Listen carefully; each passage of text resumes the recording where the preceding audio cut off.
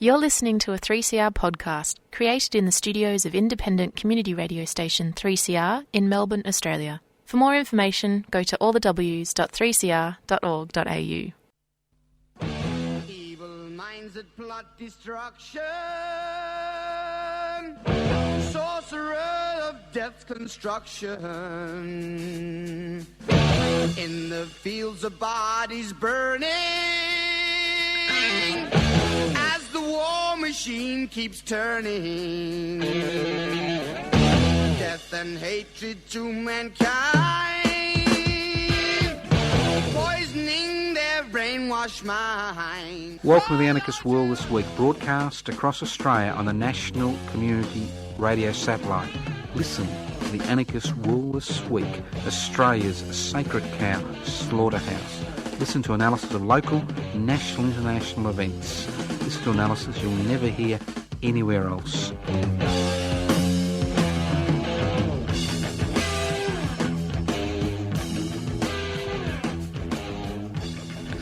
Welcome to the Anarchist World This Week, broadcast across Australia via the Community Radio Network.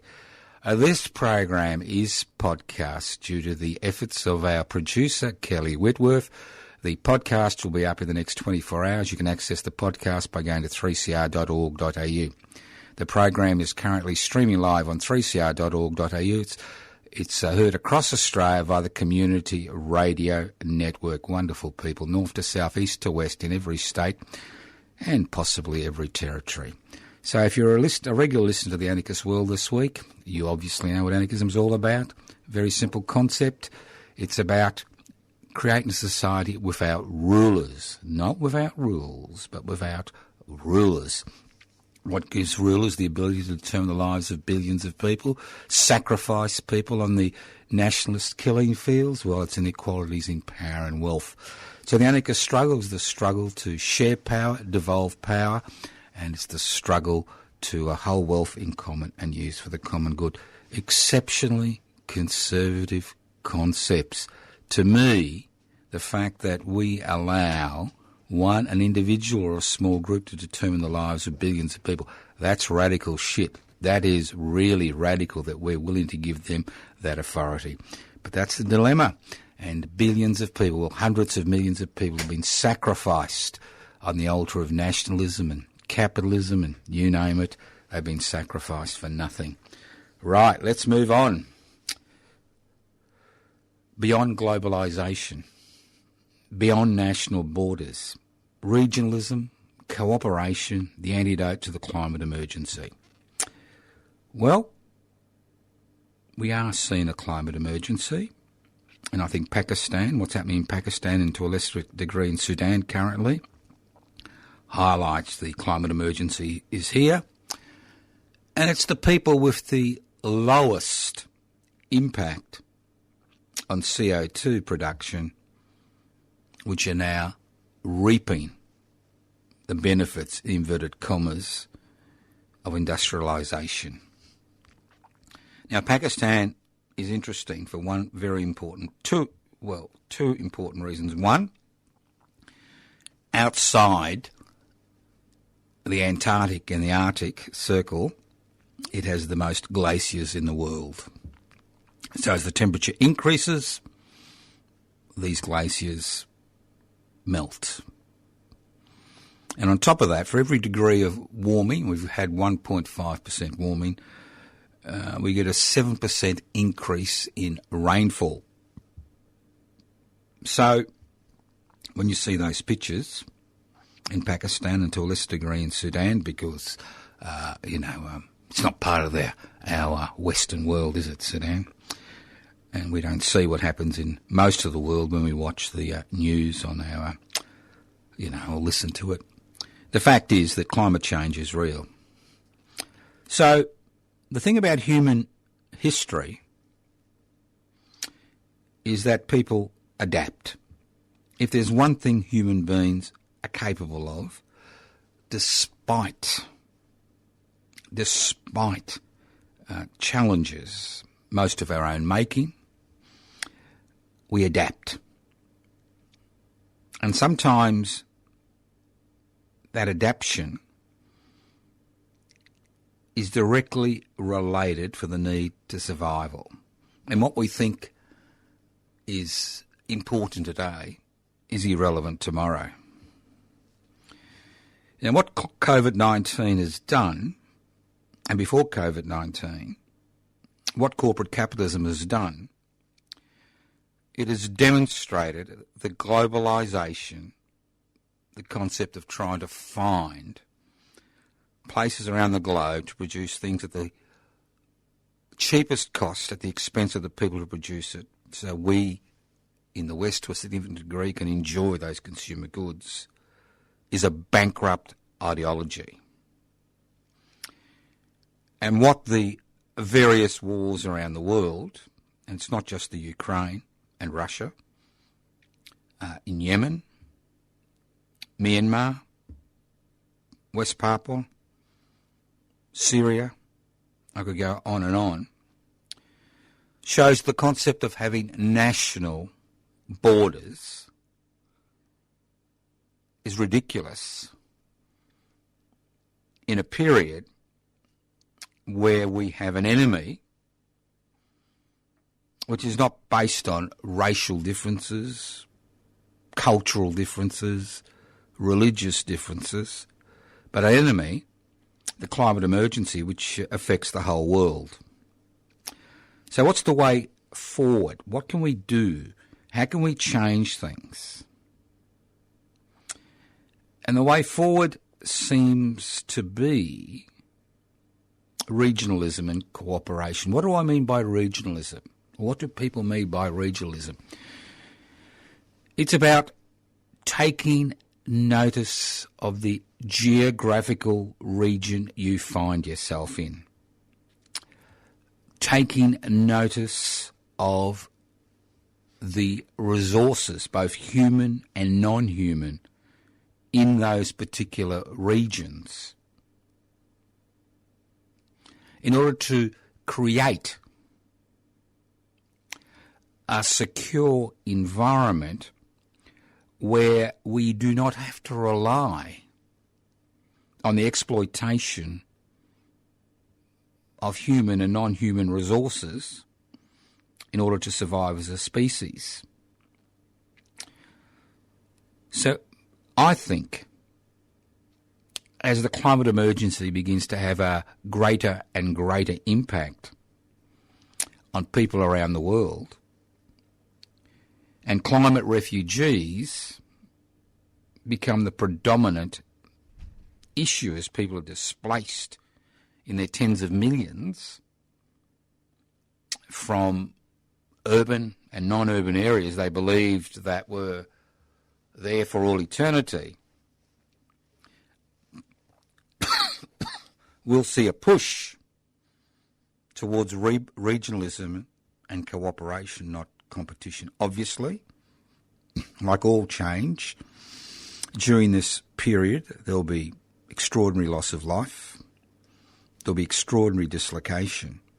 But if we don't attempt to deal with the issues today, not tomorrow, that loss of life and dislocation will be much greater than it should be.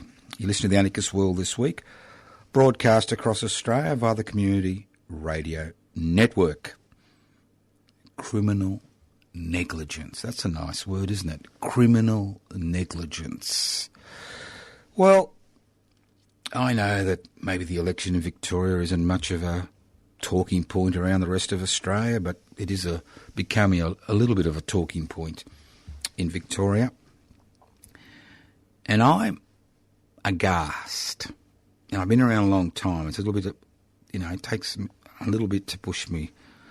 I'm aghast at the public housing tragedy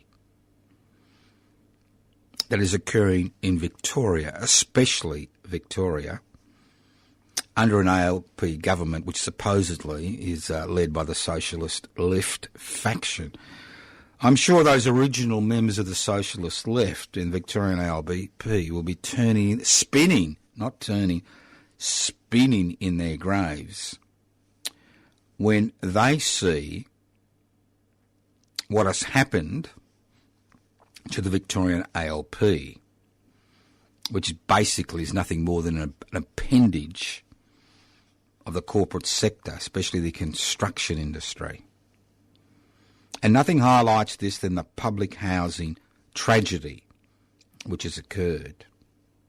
Because over the last 20 years, and that includes one Liberal government, over the last 20 years, we have seen in Victoria a concerted effort to privatise public housing. Now, public housing was originally introduced in the 1950s, early 1950s, as a result of men and women coming back from overseas who'd been involved in the Second World War, finding themselves living in tents in places like the MCG and the Botanic Gardens. You think I'm kidding, the historical footage is there.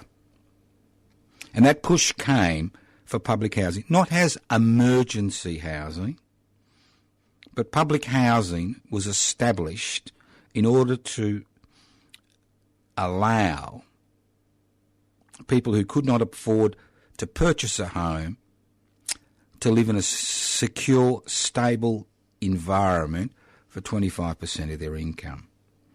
And during the 70s and 80s, there was a huge push to move away from the towers which were built in the 60s and 70s, this is the 80s and 90s, and create a spot purchasing program around the suburbs and regional areas where the state purchased private homes and put them on the public housing list.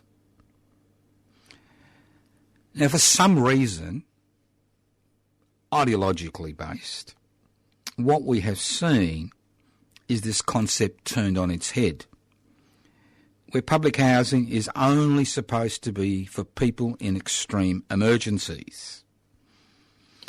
And legislation has been passed over and over again, which has tried to destroy not only the public housing sector, but the cooperative housing sector, which was set up by state governments in the 80s and 90s. And what we've seen is what I describe as criminal negligence. We have seen the state, the Victorian state governments, move away from the concept of providing public housing and turning it over to the private sector. Unfortunately, most people today, in 2022, because of the constant propaganda regarding public housing, see public housing concept as a second-rate housing concept. And it is a second-rate housing concept because of government neglect. What we have seen is the neglect of housing estates. We have seen a neglect of providing new public housing. And this is a government policy. At the same time, we've seen the state government throw its money behind the social, affordable community housing sector, which is privately owned housing. It may be privately owned by not-for-profit organisations, but it is privately owned homes. And these houses cherry-pick who goes in and out, and in some cases rents are greater than 25%. So instead of having houses for everyone, it's about having houses for a select few. And obviously in these private estates, which are called community affordable social housing, those organisations need to make a profit. They make that profit by mixing up the type of tenants they have. But the tragedy is that what was a sector that housed about 15% of the Victorian population only houses 3%. And we've seen the public housing list, the social housing list, and the cooperative housing list joined together in an attempt to fully privatise this area. Now, 4 years ago, before the last state election in Victoria, we were involved, well, not involved, we organised a 10-day protest 24 hours a day where we held up the public housing banner 24 hours a day. And we put so much pressure on the state government before the election, concerned about the pressure, the impact we were having on the community, they promised to build 1,000 new public houses. Have they built one new public house? No. They've given away land to the private sector on the understanding that the private sector would build new housing and 10% would go to public housing, and that 10% always seems to be the second-rate and the most, difficult placed housing.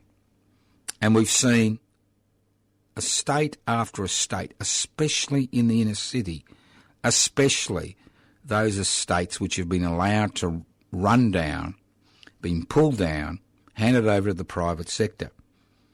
Now, in 2022, there are very few people or organisations which now promote public housing. All the usual suspects in the not-for-profit sector have got their hands out,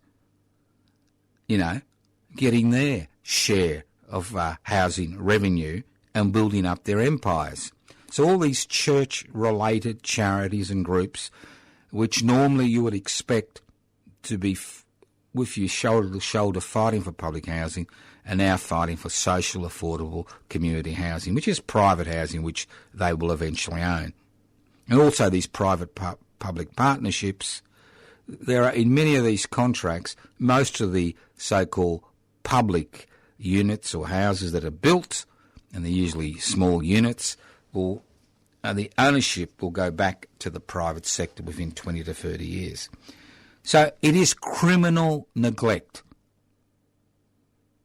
I'm sick and tired of walking past people who are homeless.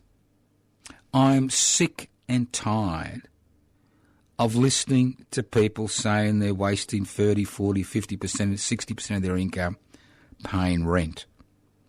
I'm sick and tired of people telling me they're having difficulty with their mortgage repayments. There is a very simple answer. Nothing is complex in society. It's simple, a simple answer. The Victorian state government raises between $6 to $8 billion per year in tax, which is levied on people buying a home. This is called stamp duty. And with median prices around $900,000 to $1 million, stamp duty can be $70,000 to $80,000. Where does this money go? Consolidated revenue. At least if 50% of this money was dedicated to a spot purchasing program to provide public housing and build more housing cooperatives, as we saw in the 80s and 90s, we could house 100,000 Victorians a year. That's right, 100,000 Victorians a year. 1 million in a decade. And you don't have to do this through this huge building program or these building blitzes. You can do it through spot purchasing. Now, the thing about a capitalist society, and we live in a capitalist society, we actually live in a corporate capitalist society, where most facets of our human existence are owned by a handful of corporations. And the smaller micro-business sector kind of catches the crumbs which come their way. The thing is, you need competition, but there's no competition. If we increase the amount of public housing available in this state and around the country, what happens? 1, people move into public housing. They leave rental properties. What happens when you leave rental properties? The owners, and in most cases they're investors, not all cases, most cases they're investors, what happens is they sell because they can't afford. If you don't pay their mortgage for them, they're not going to pay their own mortgage for them. They sell. As more properties at the lower end of the market come on the market, rents decrease because fewer people are renting in the private sector because they're housed in public sector. Rents decrease. As rents decrease, more investors will sell properties. As they sell those properties, housing price at the lower end will decrease. At the same time, because you provide security in public housing, it even helps the 1% that own the means of production, distribution, exchange and the communication, because there's less criminal activity. Housing stability has a positive effect on the health budget because fewer people find themselves in a health system, fewer people find themselves in the criminal justice system. Now, if people think I've got a rose-coloured glasses regarding public housing, I have no rose-coloured glasses regarding public housing. I've been a doctor for almost 5 decades and I've got many patients who have been in public housing during that period. And the fact is, because of the criminal neglect of successive Liberal and Labor governments in the state of Victoria, we have seen these housing options taken off the table and slowly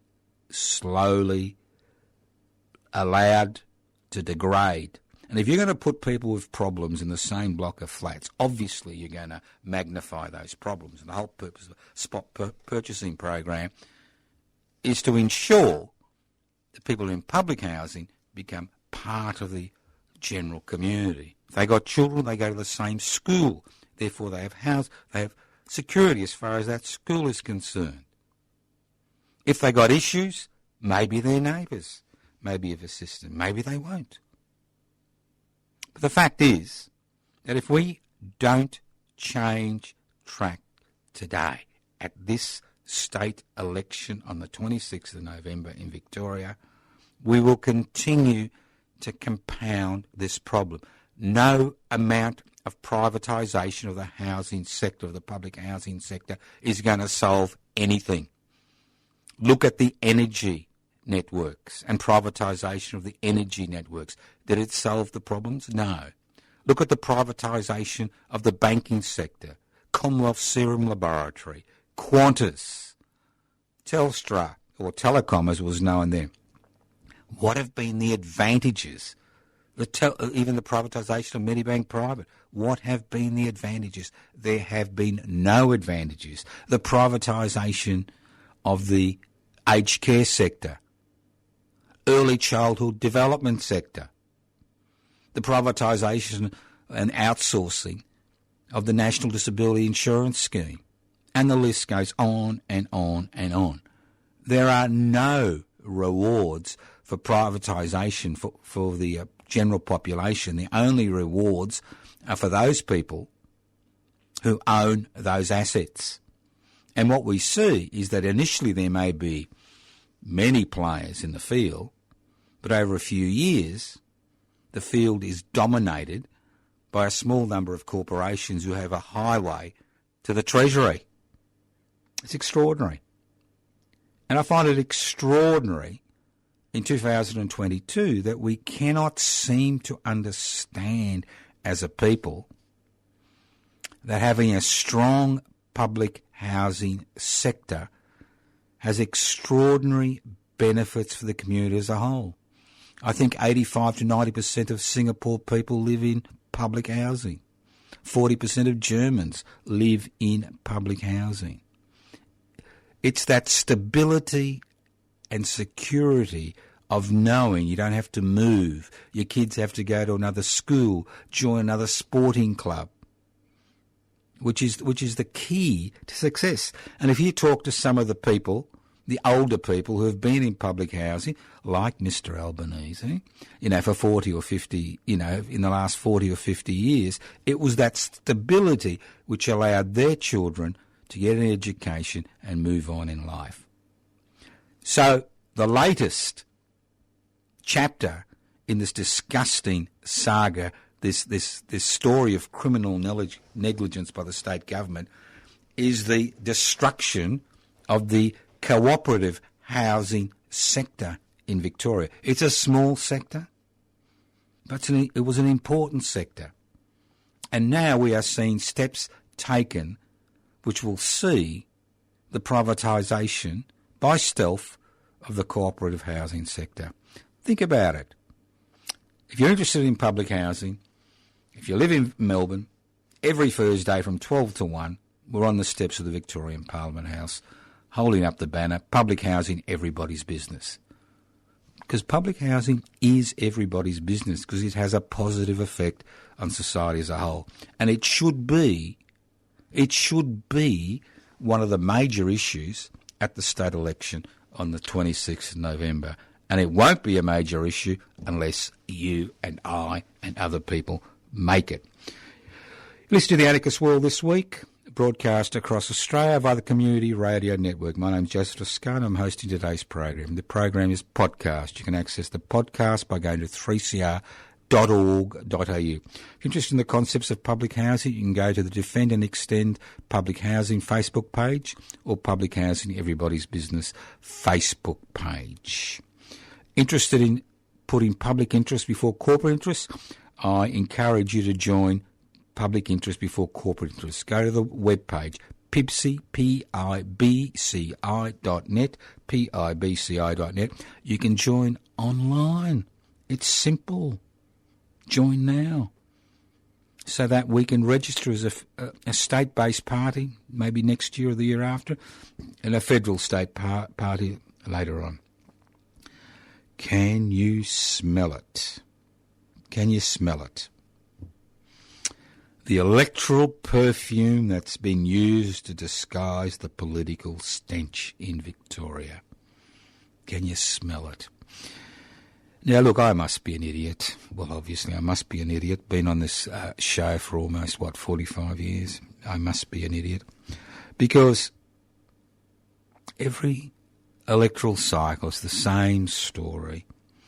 You dangle a few things in front of the public and you expect us, like Pavlov's dog, to go woof, woof, saliva, saliva, lap it up,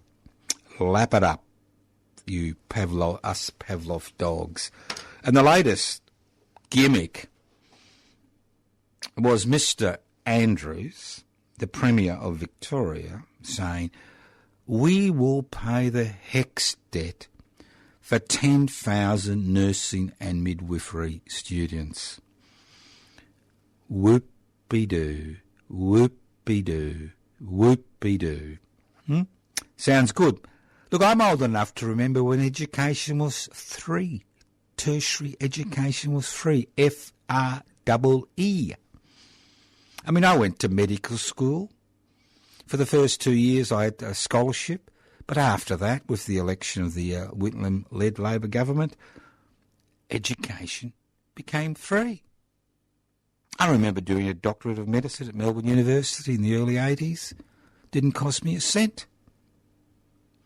I remember all my colleagues going through medical school, teachers' college, TAFE, nursing, you name it, F-R-E-E. Because the state, at the state and federal level, saw education as a mechanism via which to give people secure, stable jobs and at the same time provide the skills that were necessary to create a secure society. It was an investment by the state in its young people. But remember the Hawke-Keating Labor government, that wonderful, wonderful neoliberal government, and I'll speak about that later on, how they said, well, it's too expensive. Investing in the future of this country by educating people in this country to acquire skills in order to make the country function, it's too expensive. It's not nice. It's expensive. So let's charge the little bastards. And those that haven't got Richie Prep, rich parents, let's ensure they pay back those fees over a number of years when they begin work. And so Mr Andrews and what's left of the ALP in Victoria says, why don't we give 10,000 nursing and midwifery students a free? We'll pay their HECS debt. How ridiculous. Let's not forget the past. Let's not forget that education, through education like public housing, has extraordinary benefits for the community. And those benefits mean an increasingly skilled population, a population which can actually look after the needs, the human needs of people, a population which pays taxes because they're earning good money, and that investment, that initial investment in education, pays off handsome dividends to the community. So don't get fooled by, these electoral perfume that's been thrown around. We're going to set up 25 GP clinics with current GP clinics in order to provide a little bit of extra bulk billing assistance. We're going to throw in a few $1 million here and a few $1 million there. The stench of the growing inequality in the state of Victoria and the rest of Australia is so overpowering, no electoral perfume is going to overcome this problem. Think about it. Now, let's move on. No, that's not COVID-19. I had my rat test yesterday. That's food stuck in my gullet. Mr Albanese, he's a nice man, isn't he? Everybody's granddad. Nice gentleman. Culture of cooperation. He is going to engender a culture of cooperation. It began on day one, but we're seeing the Jobs Summit.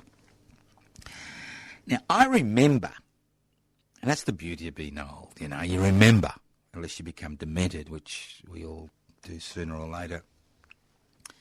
But I remember when Mr Hawke and Mr Keating, the worst two Labor Prime Ministers in the history of this country, talked about the Accord. And they brought business, unions and government together. So what did the Australian people get out of this Accord?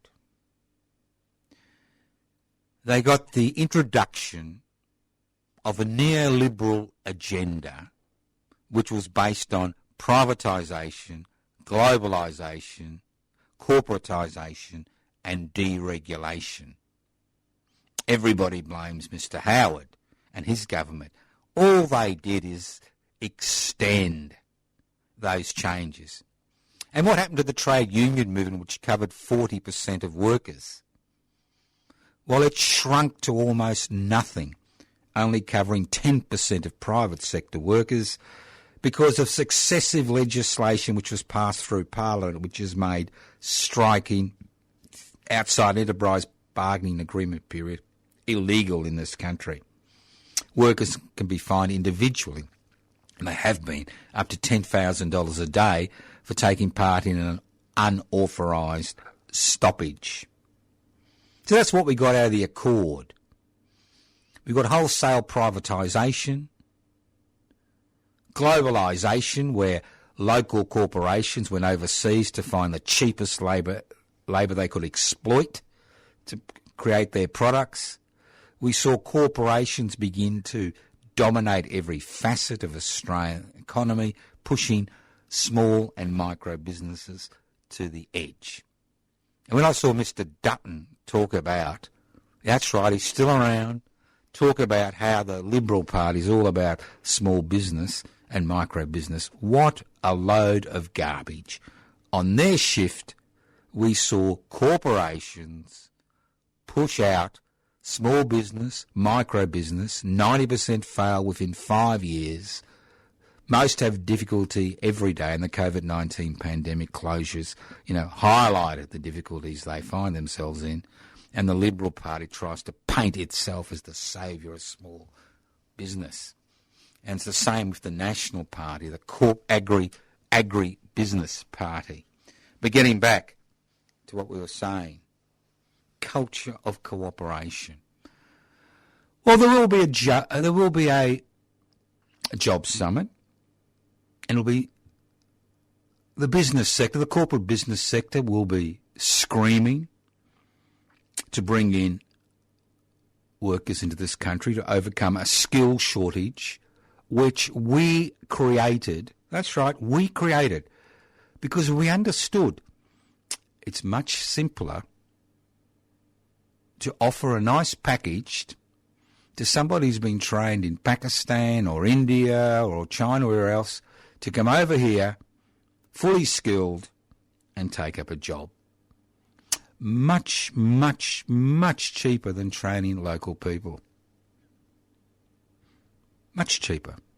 Happens over and over again. We're told it's populate or perish, that we're going to need to increase migration. Now, I've got no problems with increased migration. The type of increased migration I would like to see is not that based on stealing workers from overseas who are highly skilled because we can't bother, to have a free education system and invest in the young people in this country, but a migration system based on need. There's over 80 million refugees waiting to be resettled somewhere around the world, victims of war. Many of these wars of our own making. And we will see tens of millions of climate refugees created over the next decade. But no, we don't want those people here in this country. We want them fully skilled, fully trained, or if they're not fully skilled and fully trained, we want them to come here, undercut wages, not join a union, and be hostages to employers who can kick them back out of the country on temporary work visas. So it'll be interesting what comes out of the job summit. I'm always happy for people to talk.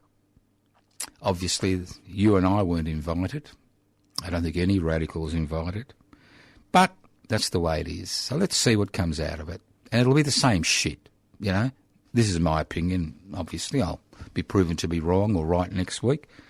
I think it'll be more migration and only skilled migration or semi-skilled migration on temporary work visas. That's what business is crying for. They want a reasonable amount of unemployment so they can actually dictate wages and conditions. And you do that by having temporary workforce on temporary visas who are not unionised. And that was the whole purpose. The thing is, what's this philosophy of growth for growth's sake? I mean, people keep talking about climate emergencies. But again, we keep saying, well, we need to grow. It's extraordinary. It's extraordinary. So let's see what happens. I mean, I'm all ears, but I'd be surprised if we see anything, a little bit helpful. Culture of cooperation. Can you smell it? Saudi Salsa. Well.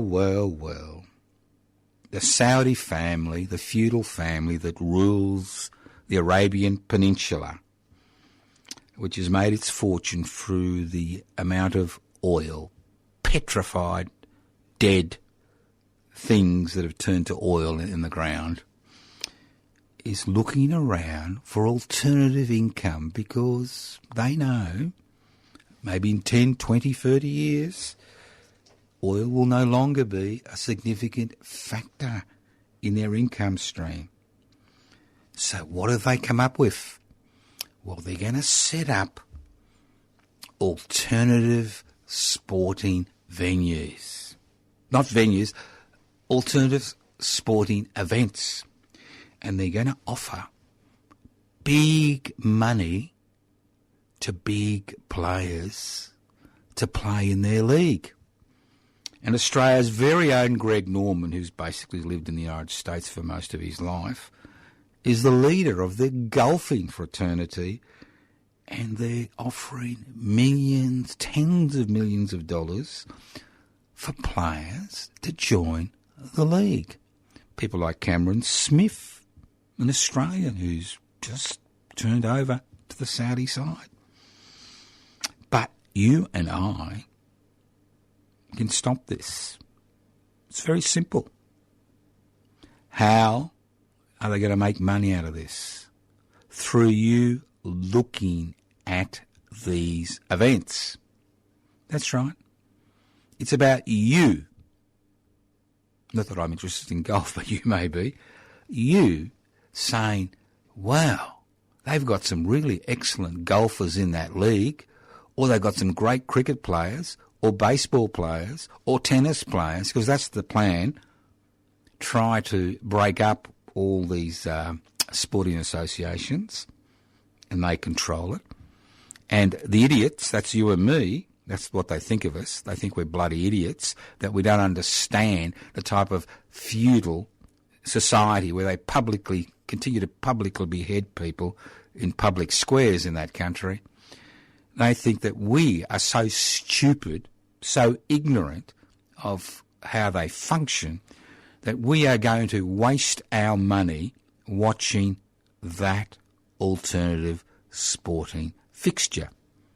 Well, some will, but the fewer people that actually look at those fixtures, have an interest in those fixtures, bet on those fixtures, the sooner they will go bankrupt. Think about it. Think about it. This is the Anarchist World This Week, broadcast across Australia by the Community Radio Network.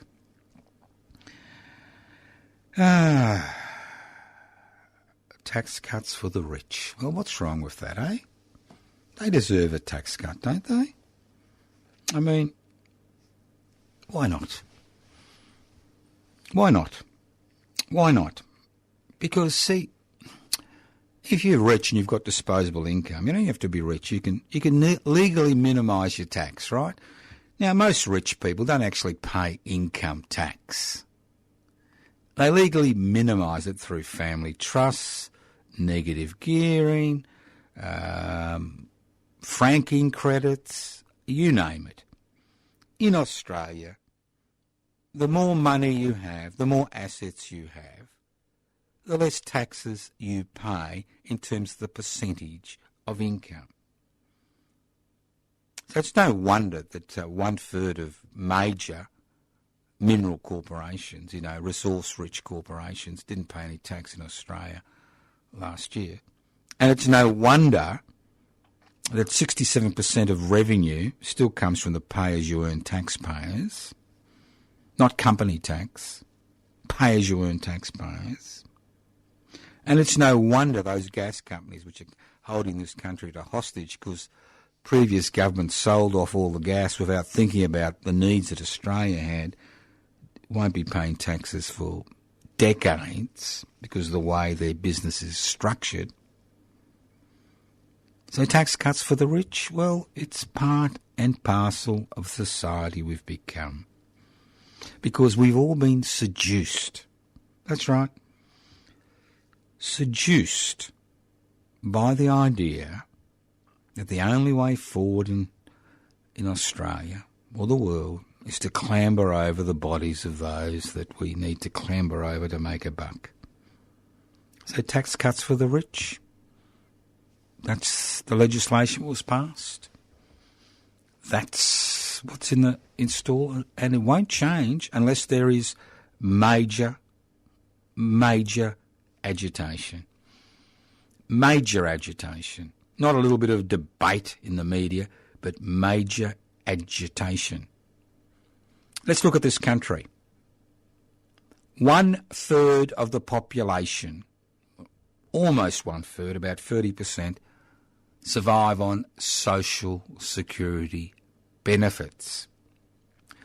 Most social security benefits are under the poverty line, including old age pensions, under the poverty line.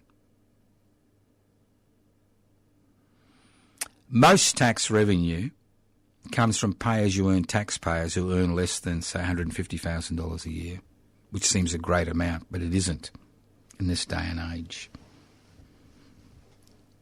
Right? We have a situation where private charities try to raise money to send people, kids, to a public school. Extraordinary. We have people dying, waiting on waiting lists to have semi-elective and semi-urgent surgery. We have overworked hospital and health staff who've been working non-stop for 2.5 years during the pandemic. We have people working extraordinary hours for minimal pay. We have a situation with the aged care sector where the government, you and I, are going to pay for the increased wages to people in the aged care sector because the private bastards won't cough up. And they say, well, if you've got to cough up, we'll close down the aged care sector. It's called an aged care strike. You know, it's not just about workers removing their labour. Capital removes its money. And organisations which are too big to fail refuse to play the game. You listen to The Anarchist World this week on your local community radio station, courtesy of the Community Radio Network. I'd just like to remind people, as I said at the beginning of the program, we all know about Ukraine, Yemen, Ethiopia, Syria, Myanmar, and obviously I left a few other conflict zones out. But what about West Papua? What about West Papua? As the coordinator or convener of the West Papuan Rent Collective, I despair about the lack of knowledge in this country about the West Papuan independence struggle, which is 70 kilometres from the Australian coastline. 70 kilometres. Think about it. 500,000 dead over 60 years. West Papuan population reduced to less than about 1.2 million. One Indonesian soldier for every adult male in West Papua. Resistance continues, armed resistance continues in the highlands. The West Papuans are discriminated at every level. The list goes on and on. So, and most importantly of all, as a government, we not only support the Indonesian occupation, we train their troops free of charge in this country to go back to West Papua and put in their training to destroy the West Papuan society. Now, 8 years ago, we started a campaign. Little people like you and me, you know, not the rich and powerful, little people, to raise a little bit of money to pay for the rent for the West Papuans to have an office. And this office has now become a very important part of the West Papuan independence struggle. It's located in Melbourne, 838 Collins Street in Docklands. Now, next Sunday, on the 11th of September, we'll be having a next West Papuan Rent Collective gathering. You don't have to book, just turn up. 838 Collins Street, walk around the back, there it is. Free lunch, donations welcome, 1 p.m. Then at 2 p.m, we're having a book launch in the Shadow of the Palms by Sophie Chao, C-H-A-O. Now, Sophie is a brilliant researcher. She'll be there. We'll be launching her book, and it shows how the sago palm, which is fundamental for the existence of West Papuans, has been replaced by ubiquitous palm oil palms. So, if you want to hear more about this, listen into Radical Australia this afternoon, 31st of August, where I'll be interviewing Sophie regarding her book, In the Shadow of the Palms. And please come along to the West Papuan Rent Collective. If you can't, please join. You can always ring me on 0439 395 489, $1 a day, $30 a month, $365 a year, and part of it. Now, last but not least, Toscano from Mulgrave. Now, what's happening with this little beast, Toscano from Mulgrave? Now, I don't know what's going on. Of course I do. Now, Toscano from Mulgrave is my pathetic attempt to bring Mr. Andrews' government to heel. Now, Mr. Andrews, a professional politician, the man they claim is the most powerful man, outside Albanese in the country. What a lot of bullshit. Now, he's got to sit. He represents the electorate of Mulgrave, which includes Mulgrave and Springvale. And I'm exceptionally interested in running against him on a positive, human-focused reform campaign. I mean, the Victorian government should satisfy basic human needs before continuing with the never-ending construction blitz it has embarked on. Now, he's a professional politician. I've got extraordinary life experience. And the policies that I'm interested in, this is nothing radical, are designed to satisfy basic human needs and help struggling micro and small businesses. Liberal Party's not your friend if you're a micro or small business, neither is the Labor Party. Food security, energy security, public housing, public health, public education, recreation, and hopefully over the next few weeks I'll be able to launch this campaign. And I've also got policies on how to fund these campaigns. A 1% super land tax on landholders, individuals, businesses and corporations who own more than $5 million of property in Victoria. Simple. A 1% rent tax on individuals, businesses and corporations who pay more than $5 million annually. A 1% turnover tax on businesses and corporations who use virtual platforms who pay minimal tax and payroll tax if they have a turnover of more than $5 million annually. I mean, it'll be an interesting campaign. Hopefully, and the key word is hopefully, we'll be able to launch the campaign in early October on these policies. I won't be making any decision until I have enough people to nominate me to stand in the electorate of Mulgrave. That means if you live in the electorate of Mulgrave, which stretches between Ferntree Gully Road in the north, Heatherton Road in the south, the South East Tollway and Dandenong Creek in the east, and Westall Road in the west, and you're interested in these policies and positive human-focused reforms around food security, energy security, public housing, public health, public education and recreation, well, give us a ring.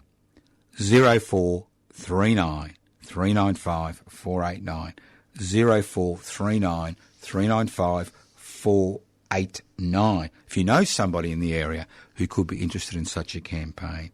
I mean, it's not a campaign to be elected. There's no way I'm going to be elected. But it is a campaign to force policy shifts to get the government of the day to focus on satisfying basic human needs, not going on a construction blitz which in no way satisfies the basic human needs of the majority of the population. You've been listening to the Anarchist World This Week, broadcast via the Community Radio Network. This program has been streaming live on 3cr.org.au. The program is podcast.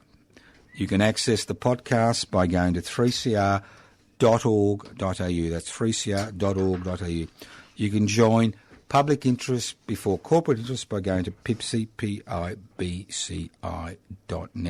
Thank you for listening to The Anarchist World this week on your local community radio station, courtesy of the Community Radio Network.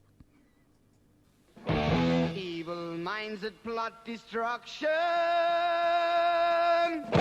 sorcerer of death's construction. An analysis you'll never hear anywhere else. Anarchist World this week. Australia's sacred cow slaughterhouse. 10 a.m. every Wednesday. Listen to the Anarchist World this week for an up-to-date analysis of local, national and international events. Poisoning their brainwashed minds. Oh, Lord, yeah.